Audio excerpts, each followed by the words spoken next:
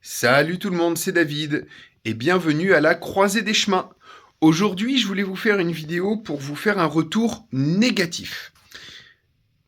Beaucoup de gens dans leur projet d'autonomie, quand ils vous en parlent dans leurs vidéos, ils vous montrent tous les bons aspects, tout va bien, tout est toujours parfait.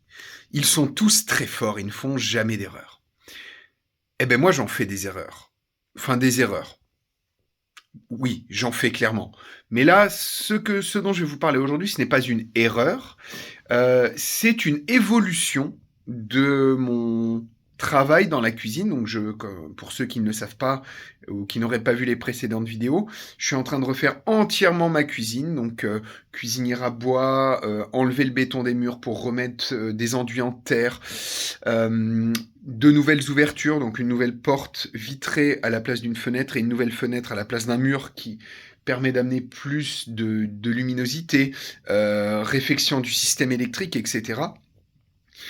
Et comme dans tous travaux de rénovation d'une maison ancienne, eh ben des fois, il y a des choses qui vont pas. Cette maison a une rivière souterraine qui passe en dessous. Et malheureusement, cela provoque, dans plusieurs de mes bâtiments, des remontées d'humidité. Et maintenant que j'ai fait une partie de mes murs en terre, je me retrouve confronté à un problème d'humidité. Euh, Rien de grave, il y a des solutions. Seulement, j'aimerais bien avoir votre avis, votre retour. Alors, pour ceux qui connaissent, hein, parce que je me doute qu'il y en a plein qui vont dire « Ah oui, non, mais moi je sais, il faut faire ça », et qui ne savent pas.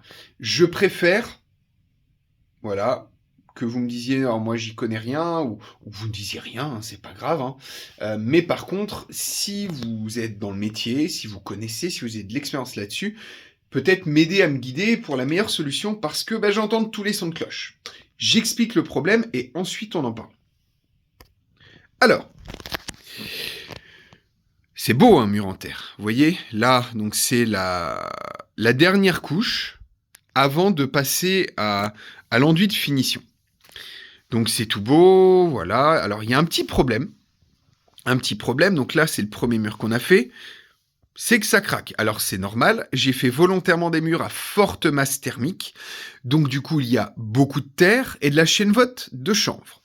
Si on s'approche, on voit très bien la chènevotte. Le problème qu'il peut y avoir avec tout ça, c'est que donc le premier c'est la rétractation, mais ça c'est pas très grave, il suffira de reboucher un petit peu avant l'enduit de finition. Le but c'est de rajouter de la masse thermique. Il fait déjà très chaud dans la pièce, mais le but c'est de garder un peu de cette chaleur à peu près tout le temps. Par contre, ça c'est un problème mineur et une fois l'enduit de finition fait, une fois tout rebouché, ça ne sera plus un problème. Mais le problème il est plus bas.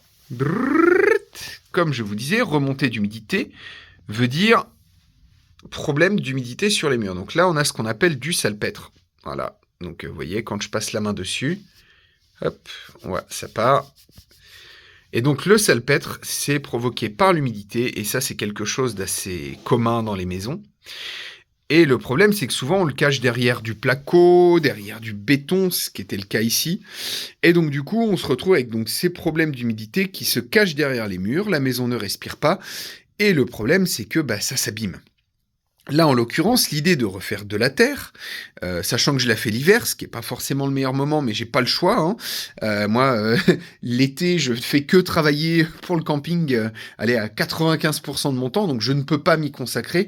Et ma femme, en été, s'occupe beaucoup du jardin, s'occupe des extérieurs, même si j'en fais un peu aussi. Des fois, elle s'occupe de l'accueil quand moi je fais autre chose, etc. Bref, je n'ai pas le temps. Donc du coup, je me suis retrouvé à faire ça en hiver, ce qui n'est pas grave, mais ça a l'avantage de nous montrer les défauts qui peuvent remonter, et en l'occurrence ce problème de salpêtre. Donc, j'ai plusieurs solutions qui m'ont été proposées.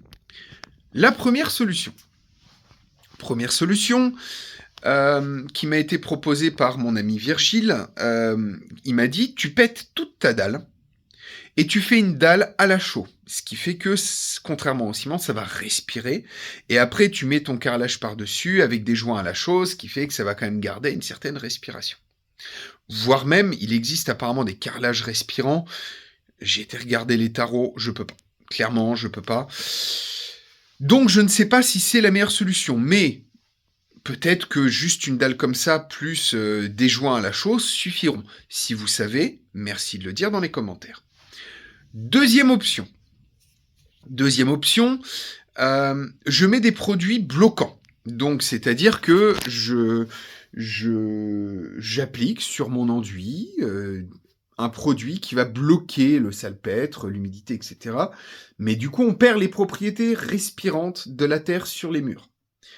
S'il y a le salpêtre, c'est parce qu'il y a de l'humidité, le mur il respire, bah oui, il y a des petites choses comme ça qui apparaissent. Donc ça, c'est la deuxième option. Option que je n'envisage pas, puisque le gros problème de cette option, c'est que moi j'ai envie d'avoir les propriétés de la terre, c'est pour ça que j'en ai mis. Donc du coup, deuxième solution, voilà, je suis pas convaincu de celle-ci. Et enfin, il reste encore deux options. La troisième solution, qui m'a été donnée par un autre ami, salut Mathieu, qui m'a donné le numéro de quelqu'un dont c'est le métier, et lui, chez lui, il a ce problème de salpêtre, il a dit, c'est pas grave, c'est comme ça. C'est pas gênant, c'est pas dangereux, c'est pas hyper esthétique, je vous le cache pas.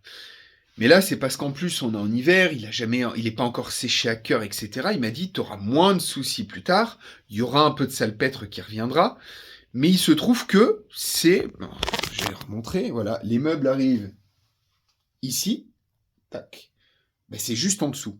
Donc finalement, les remontées de salpêtre, derrière les meubles de cuisine, on la verra pas.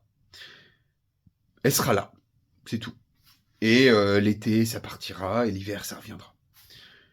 C'est une option. Je dois appeler un gars qui s'y connaît pour m'assurer du fait que ça ne pose pas de problème. Et enfin, dernière solution, que je ne connais pas. On m'en a parlé il y a déjà 2 ans de ça, dans un autre contexte, pour les remontées d'humidité dans mon épicerie au camping. C'est ce qu'on appelle un inverseur de polarité. Alors, je ne connais pas. Et apparemment, ça inverse la polarité des murs. Alors, je sais pas ce que c'est exactement. C'est un truc d'ion positif, négatif, un truc comme ça. Mais j'y connais rien. Et donc, du coup, c'est une option qui coûte 2500 €. Donc, j'ai pas les sous pour l'instant. Je les aurai, l'été. Là, on va faire une bonne année avec le débarquement, etc. Et donc, du coup, cette option-là, je l'envisage clairement.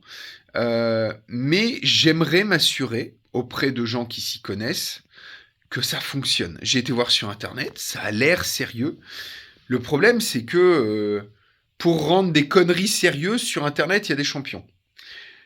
Donc je ne sais pas si ça fonctionne, si vous avez des retours d'expérience, si vous êtes dans le métier, s'il vous plaît, mettez un petit commentaire. Je vois déjà pas mal de gens qui vont dire oui, mais alors moi je sais que faut faire comme ça. S'il vous plaît, si vous mettez un commentaire par rapport à ça, soyez sûr de vous. Là, je parle quand même de ma maison, c'est pas rien, c'est mon lieu d'habitation. J'aimerais faire les choses comme il faut. Voilà. Portez-vous bien. Je vous souhaite de très bonnes fêtes, puisque je pense pas que je ressortirai de vidéo d'ici là. Je voulais profiter de la fin de la vidéo pour remercier Bjorn qui a... Je ne le savais pas, là j'ai une notification comme quoi il parlait de l'arnaque des autonomistes professionnels. Sujet intéressant que j'aborderai sûrement aussi un jour, mais bon, du coup, il a bien dégrossi le travail. Et il se trouve que je suis dedans. Alors, je ne le savais pas. Merci Bjorn d'avoir parlé de mon humble projet. Et bienvenue sur la chaîne aux nouvelles personnes qui découvriront si jamais vous arrivez par ce biais. Et en tout cas, portez-vous bien et à très bientôt à la croisée des chemins. Salut tout le monde.